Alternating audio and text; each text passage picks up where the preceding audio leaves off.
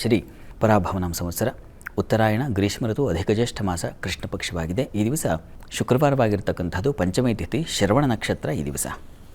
ಈ ದಿವಸ ಪಂಚಮಿ ತಿಥಿ ಇದೆ, ಶುಕ್ರವಾರವಾಗಿದೆ, ಶ್ರವಣ ನಕ್ಷತ್ರ ಇದೆ.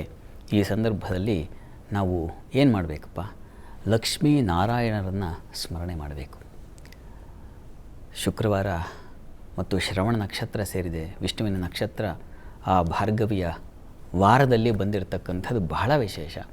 ಈ ದಿವಸ ನೀವು ಶ್ರೀನಿವಾಸನ ಸನ್ನಿಧಾನಕ್ಕೋ, ಲಕ್ಷ್ಮೀ ಸಹಿತನಾದ ವಿಷ್ಣು, ಅದು ಲಕ್ಷ್ಮೀ ನರಸಿಂಹನೂ ಆಗಿರಬಹುದು, ಲಕ್ಷ್ಮೀ ನಾರಾಯಣ ಆಗಿರಬಹುದು, ಲಕ್ಷ್ಮೀ ವೆಂಕಟೇಶ್ವರ ಆಗಿರಬಹುದು, ಯಾವುದಾದ್ರೂ ಸರಿ, ಬೇರೆ ಬೇರೆ ಹೆಸರುಗಳಷ್ಟೇ.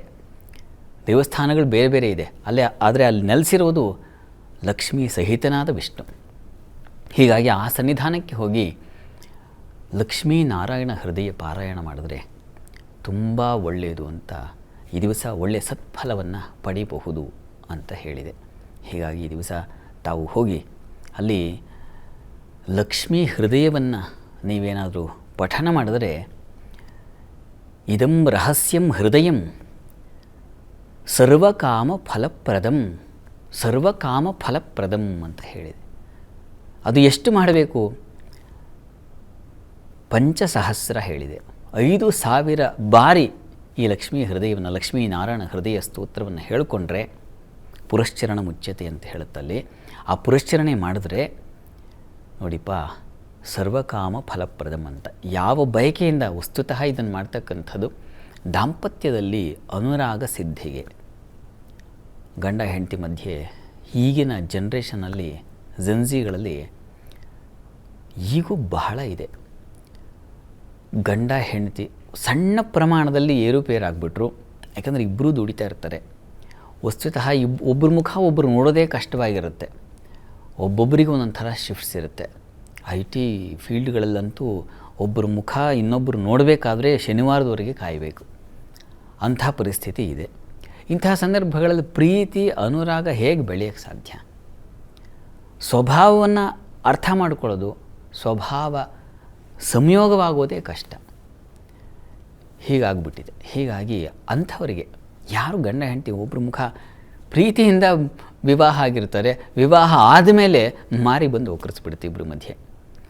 ಹಾಗಿದ್ದವರು ಇದನ್ನು ನೋಡಿ, ಈ ದಿವಸ ಪಂಚಮಿ ಇದೆ, ತುಂಬ ಚೆನ್ನಾಗಿದೆ.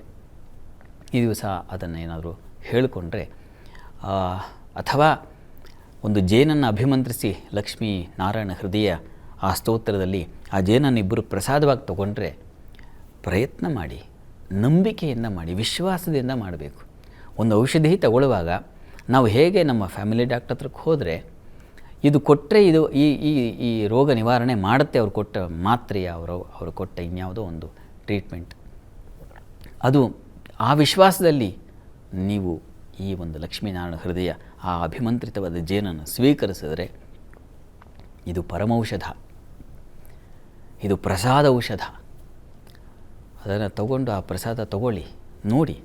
ಒಂದು 48 ದಿವಸ, ಒಂದು ಮಂಡಲ ಕಾಲ ಹೀಗೆ ಮಾಡೋದ್ರಿಂದ ಎಂಥ ಸಿಡುಕುತನವು, ಎಂಥ ಕೋಪವು, ಕೋರ್ಟು ಮೆಟ್ಟಿಲಿ ಏರಿದರೆ ಅಲ್ಲಿಂದ ವಾಪಸ್ ಮತ್ತೆ ಕರ್ಕೊಂಬಂದು ಹೇಗೆ ಅಲ್ಲಿ ಹೃದಯದಲ್ಲಿ ಬರುತ್ತೆ. ಹೃದಯ ಆ ವಿಷ್ಣುವಿನ ಹೃದಯದಲ್ಲಿ ಹೇಗೆ ನೀನು ನಿವಾಸಳಾಗಿದ್ದೀಯೋ, ನಿನ್ನ ಹೃದಯದಲ್ಲಿ ಅವನು ಹೇಗೆ ನಿವಾಸನಾಗಿದ್ದಾನೋ, ಒಂದು ವಾಸ ಮಾಡ್ಕೊಂಡಿದ್ದಾನೋ, ಆ ರೀತಿಯಲ್ಲಿ ನಮ್ಮಿಬ್ಬರ ಬಾಂಧವ್ಯ ಸರಿ ಹೋಗಲಿ. ನನ್ನ ಹೃದಯದಲ್ಲಿ ಅವನು, ಅವಳ ಹೃದಯದಲ್ಲಿ ನಾನು ನೆಲೆಸೋ ಹಾಗಾಗಲಿ ಅಂತ ಅದರ ಫಲಶ್ರುತಿ ತುಂಬ ಚೆನ್ನಾಗಿದೆ. ಸಾಧ್ಯವಾದರೆ ಈ ದಿವಸ ಒಳ್ಳೆಯ ಕಾಲ ಕೂಡಿ ಬಂದಿದೆ ನೋಡಿ. ಶುಕ್ರವಾರದಲ್ಲಿ ಶ್ರವಣ ನಕ್ಷತ್ರ ಬಂದರೆ ಇದಕ್ಕಿಂತ ಇನ್ನೇನು. ಗಂಡ ಹೆಂಡತಿ ಕನಿಷ್ಠ ಆ ಸನ್ನಿಧಾನಗಳಿಗಾದರೂ ಹೋಗಿ ಒಂದು ಅಭಿಷೇಕ ಮಾಡಿಸ್ಕೊಂಡು ಬನ್ನಿ, ಒಳ್ಳೆಯದಾಗಲಿ.